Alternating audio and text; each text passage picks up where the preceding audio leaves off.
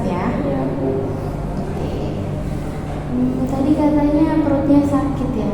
Gimana Mbak bisa melakukan konseling? Bisa.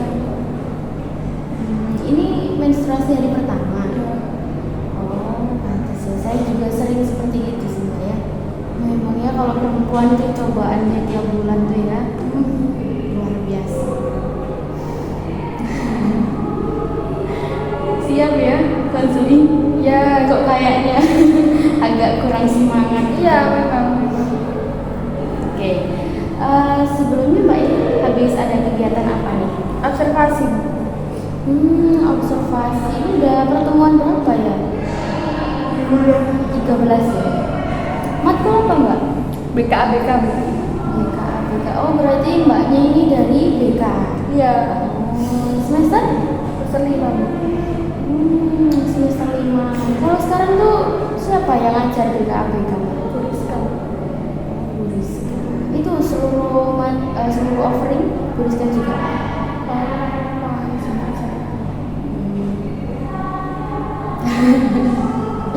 Oke, nggak apa-apa. Di semester ini apa kesibukannya Mbak ini?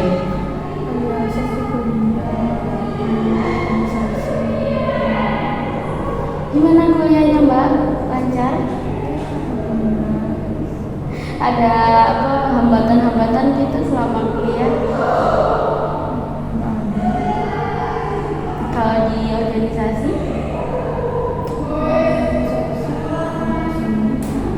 Jadi aku kan itu yang mau saya ini ceritain. Berarti Mbak ini mau cerita tentang organisasi gitu ya? Sebelumnya Mbak ini sudah pernah melakukan konseling atau belum? Belum, Bu. Kalau untuk praktek-praktek itu, Praktik ya. sudah belajar praktek apa aja Mbak? Humanistik, studi banding, kognitif, behavior. Wah, udah banyak ya. Soalnya sekarang sudah semester 5. Habis ini ada kayak teori konseling lagi nggak? Gak ada sih, palingan konseling kita.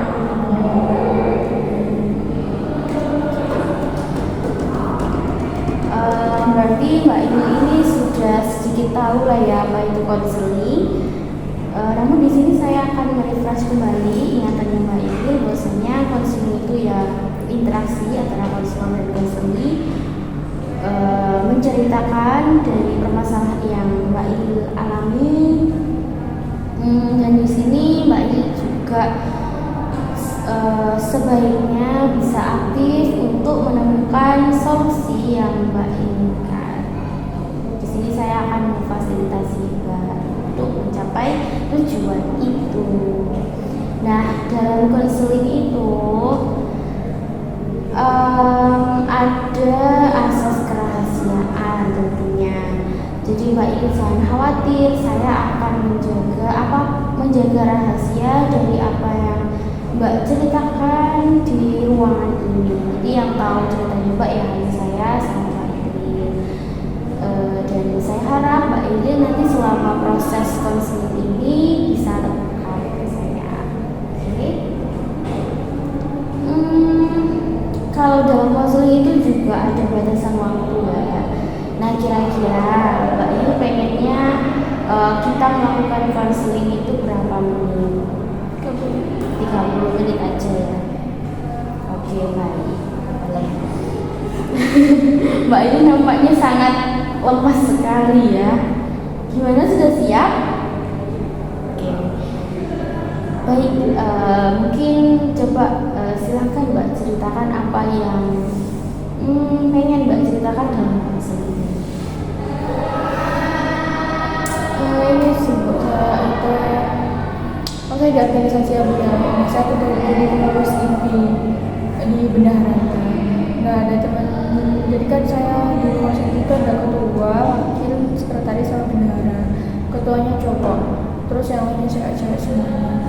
Nah di situ tuh ada sekretaris tuh sama wakil. Nah mereka berdua ini kayak yang paling dominan gitu loh Bu dalam organisasi gitu ya. Mungkin karena ketuanya terlalu kalem, jadi diambil alih, dihandle sama sekretaris gitu.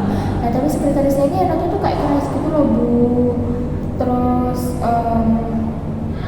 beda tuh deketnya tuh sama wakilnya, karena mereka itu kan sebelumnya kan udah deket, maksudnya sebelum kita jadi pengurus inti. Nah waktu kita masih jadi anggota mereka berarti udah deket, sering jalan bareng, sering keluar bareng kayak gitu. Terus sampai pas jadi pengurus inti ya lebih deket kayak gitu. Jadi ya mereka apa-apanya ya diskusinya ya lebih intens gitu loh Bu, kayak gitu hubungannya gitu juga. Terus kayak saya tuh ngerasa kalau saya orang baru gitu loh di antara mereka kayak gitu. Nah yang sekretarisnya namanya tuh Hanum.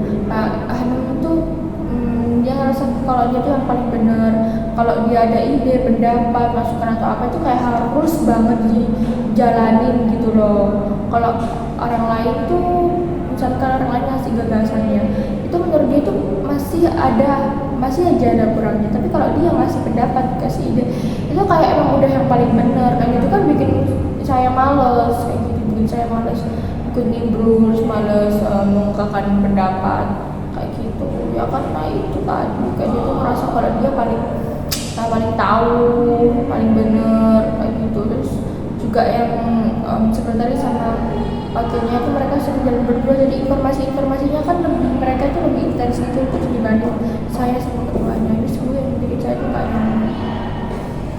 Oke.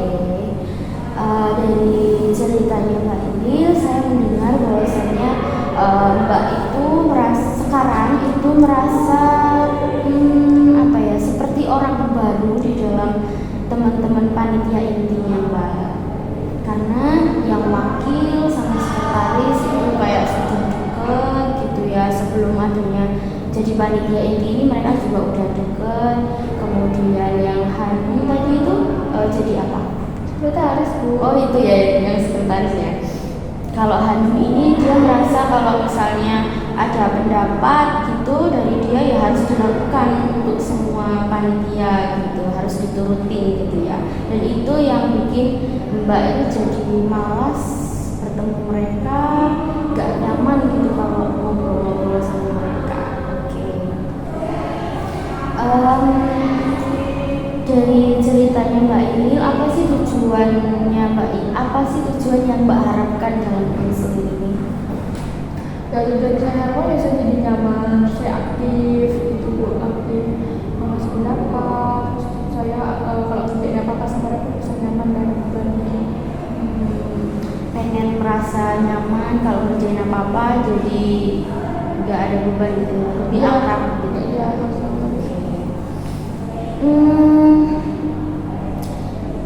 mungkin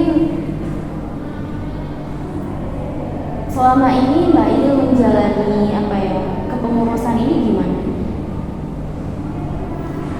Iya, jadinya seperti biasa aja, cuman kayak kurang ada apa ya, chemistry gitu sih sama mereka. Jadi ini Mbak bendahara itu ada wakilnya sendiri ya. Kalau misalnya waktu rapat-rapat gitu gimana Mbak sama mereka? Ya, ini Bu, saya sama mereka tuh di depan tuh ya biasa aja, deket, kita tuh deket biasa. Cuman ya hubungan emosionalnya gitu yang nggak deket kayak gitu. Kalau di rapat-rapat kalau ada apa-apa ya biasa, kayak orang lain melihat kita ya biasa, deket-deket biasa, hubungan kita emang baik-baik aja dan emang seperti itu kayak gitu. Cuman ya saya ngerasanya itu karena sekretaris sama wakilnya itu kan mereka sering jalan berdua, terus kan di situ kan mereka juga bisa ngobrolin tentang TDI, jadinya mereka tuh lebih tahu duluan gitu loh Bu, tentang apa-apa informasi, terus tentang TDI dan organisasi kan TDI kayak gitu. Terus ya terus kalau ada misalkan waktu TDI itu kan mereka tuh selalu berdua gitu loh Bu, selalu berdua karena udah nyaman itu, jadi nyamannya sama mereka, sama Hanum sama Afi, namanya Afi yang wakilnya kayak gitu. Sebenarnya kalau kita lagi kumpul ya biasa aja, cuma kayak itu benar emosional itu yang kurang kayak gitu. Jadi saya rasanya nggak nyaman, makanya itu kayak mereka berdua tuh kayak sependapat gitu loh, sampai atau enggak kadang-kadang kayak gitu. Kalau misalnya Mbak gak sependapat sama mereka, biasanya Mbak apa yang Mbak lakukan? Ya saya nggak apa-apa, Diam aja gitu. iya. Terus saya nggak apa-apa aja, saya bilang sama mereka, karena kan mereka kan nggak setuju gitu dengan saya ya. Kalau mereka nggak setuju ya udah. Jadi Mbak bilang kalau misalnya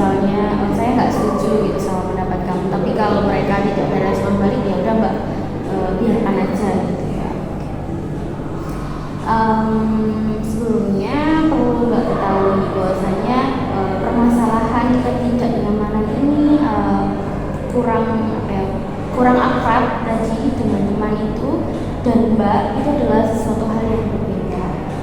Nah, agar kita lebih enak ngomongnya, mungkin Mbak ada ide untuk memberikan nama untuk si masalah yang Mbak alami. Namanya Elun. Elun. Oke, boleh. Kenapa Mbak kok dinamakan Elun? Asal comot aja. Oke, nggak apa-apa. Apa sih dampak yang si Elun ini berikan di kehidupan Mbak? Ya saya jadi malas berpendapat. Saya jadi malas berpendapat. Terus saya jadi kurang aktif kayak gitu, malas buat aktif. Terus ya kayak gitulah, kurang aktif organisasi kayak gitu sih. Kurang aktifnya ini ketika kumpul secara langsung atau mungkin ada bahasan-bahasan di grup itu Mbak juga kurang aktif? Di grup, karena saya males, saya kayak dianggap gitu, makanya saya males. Berarti di grup, terus kalau offline biasa. Oh biasa. Oke. Kalau efek dari 1 sampai 10, seberapa besar si Elun ini mempengaruhi tadi? 7. Cukup besar. Kalau efeknya untuk teman-teman di sekitarnya Mbak, karena Mbak memiliki permasalahan ini, ada? Kalau teman-teman saya ya, kalau teman-teman kelasnya nggak ada sih. Soalnya mungkin kalau teman-teman TDI sih kayak melihatnya saya jadi diam kayak gitu, mungkin ya mereka jadi kurang akrab sama saya. Oke. Berarti teman-teman TDI ya yang melihatnya itu kayak kurang enak, soalnya Mbak kurang akrab dengan PI lainnya.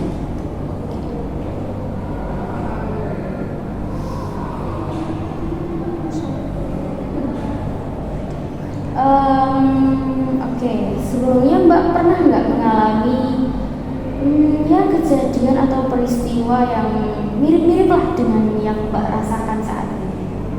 Pernah sih, SMA dulu itu saya di OSIS ya Bu ya, di OSIS. Nah itu ketua OSISnya itu anak yang baru masuk saat MA. Nah kan saya kan di Pondok MI ya, saya itu di situ tuh sekolahnya dari MTS. Nah terus pas MA kan ada anak baru, nah itu jadi ketua OSIS itu yang anak yang baru masuk waktu SMA itu. Jadi kan kita jalan pikirnya itu beda kayak gitu. Nah di situ saya tuh banyak sekali perbedaan pendapat sama dia, dan saya bertengkar. Bertengkar kayak gimana? Kayak apa ya gitu, misalkan dia A, nah saya itu B, ya nggak gitu, ya gini dong. Oh, cocok gitu ya. Terus dia suka malah lebih berat sih, suka nyindir saya kayak yang gitulah. Tapi saya kan punya teman, waktu itu kan saya ada teman yang maksudnya yang emang udah deket sama saya, teman-teman saya dari MTS. Nah dari situ kan saya kayak ngerasa kalau saya tuh punya support gitu loh. Terus saya juga ngerasa kalau oh ini benar kok, maksudnya tuh aku tuh nggak selalu yang maksudnya keputusan saya itu nggak benar gitu loh. Jadi ya saya saya jalanin aja, saya semangat aja karena ya ada support itu tadi. Terus saya juga ngerasa kalau saya kan lebih lama di sini daripada dia gitu. Oke, dengan kata lain Mbak pernah mengalami momen ini dulu ya waktu SMA jadi OSIS di pondoknya gitu ya. Pernah cekcok juga, tapi karena waktu itu ada support sistemnya, jadi Mbak merasa ya saya tuh nggak semua hal di diri saya tuh salah gitu ya.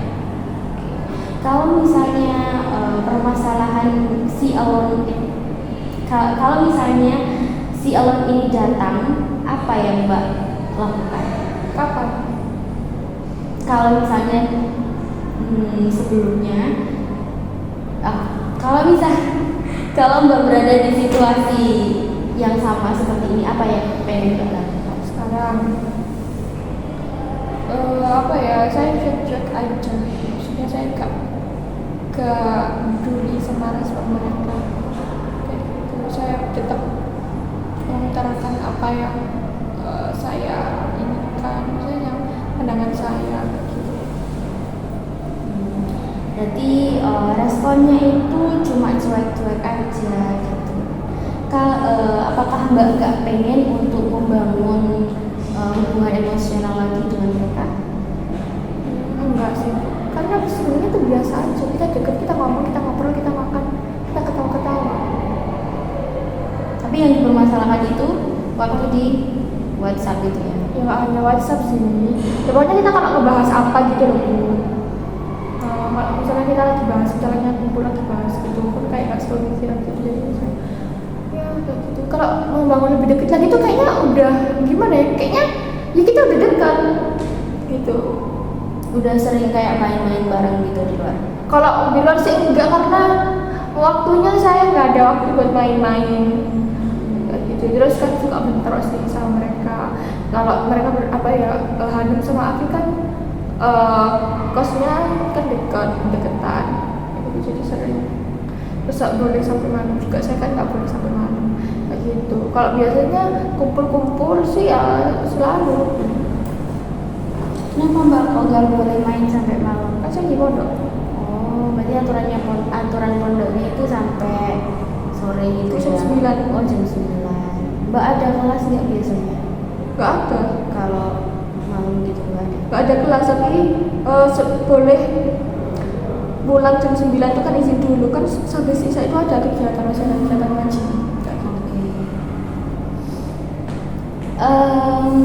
Kalau misalnya di depan Mbak ini ada sebuah layar besar,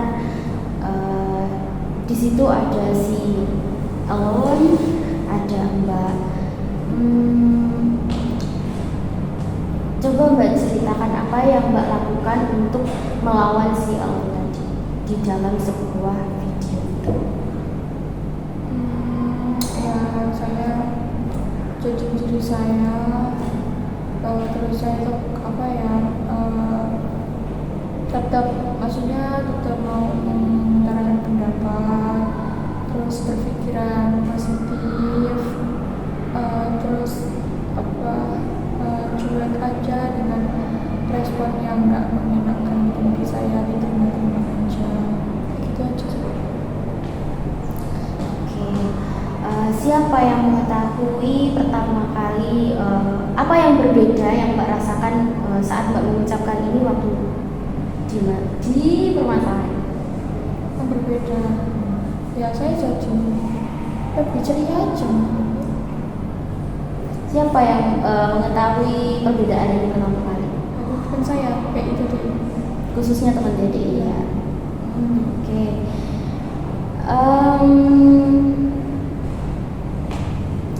Untuk mencapai tujuan yang Mbak inginkan tadi, apa sih tindakan yang akan Mbak lakukan setelah melakukan konseling?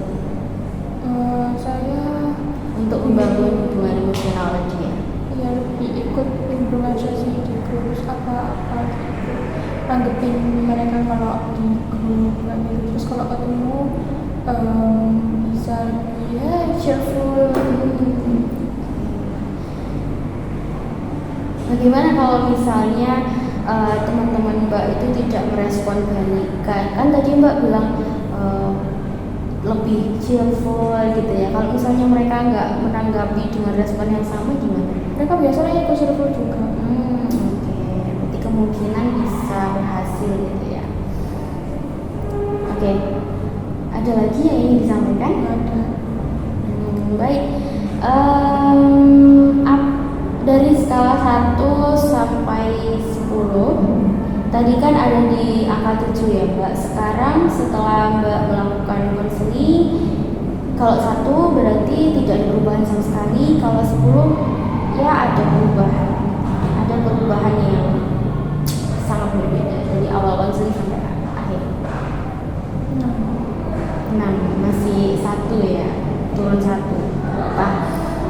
Mungkin setelah konseling ini akan Mbak lakukan dulu gitu ya. Gimana apa yang Mbak dapatkan dari sisi konseling? Aku berbagi cerita gitu, terus apa ya, saya punya kekuatan dan keinginan gitu ya Bu, ya tekad untuk membangun kebaikan sama teman saya. Mbak merasa senang bisa cerita. Saya juga senang karena Mbak dari tadi juga terbuka dengan saya menceritakan apa yang dirasakan gitu. Mbak juga aktif untuk bisa menemukan solusi. Nah, untuk pertemuan selanjutnya kira-kira Mbak ini butuh pertemuan lagi dengan saya? Oke. Karena Mbak ini mau melakukan pertemuan lagi, boleh nggak kalau misalnya saya memberikan oleh-oleh buat Mbak? Oleh-olehnya itu di sini Mbak harus menuliskan 2 kolom tabel ya, ada win sama lose, win or lose gitu ya. Nah di sini yang di sebelah kanan nanti Mbak tuliskan namanya Mbak, kemudian yang satunya itu si Elon itu ya. Nanti kalau misalnya Mbak sudah setiap kali bertemu dengan teman-teman TDI, terus ngobrol di WA, di media sosial itu Mbak sudah bisa melawan si Elon, berarti artinya Mbak mendapatkan skor gitu ya. Nanti ditulis dikasih garis gitu ya, 1, 1, 1 gitu. Nah tapi kalau misalnya ketika ada ngobrol-ngobrol di grup atau waktu rapat-rapat itu Mbak dikalahkan oleh si Elon, artinya si Elon ini yang mendapat skor. Jadi Mbak harus menuliskan skor ini untuk si Elon. Nah nanti kalau sudah kita pertemuan konseling lagi, nanti di bawah ya win or loss labelnya, nanti kita cek siapa yang menang. Gimana? Kira-kira Mbak pengen mengalahkan si Elon ini? Iya. Berarti bersedia ya melakukan oleh-olehnya ya. Oke, karena waktunya mungkin sudah cukup, Mbak sudah selesai juga mengatakan. Kira-kira kita akan bertemu di hari apa lagi? Hari ini sama kayak hari Selasa ya. Iya. Siap. Semangat Mbak Ilil, semoga nanti Mbak Ilil bisa melawan si Elon. Saya tunggu kabar baiknya ya Mbak. Oke, terima kasih. Saya cukupkan. Wassalamualaikum warahmatullahi wabarakatuh. Waalaikumsalam warahmatullahi wabarakatuh. Langsung pulang.